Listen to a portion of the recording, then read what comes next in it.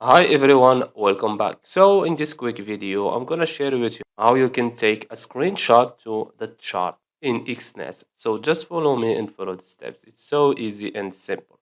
So go to Exness, open the chart. So let's say I want to take a screenshot for this one. So as you can see here, we have a camera. Take a snapshot. Click on it, and we have multiple options here.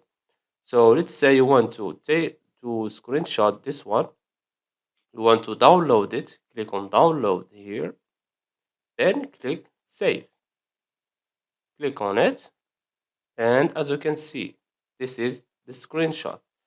So let's say you want a link.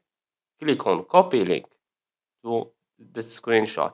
Or you want to copy the image. Click here. If you want to open this image in a new tab, click on open in new tab.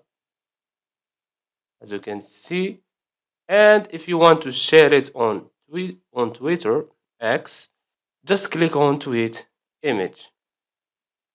And as you can see here, it opens X. So I hope you found this video helpful. Don't forget to give us a like and subscribe. Thanks for watching and see you on the next one.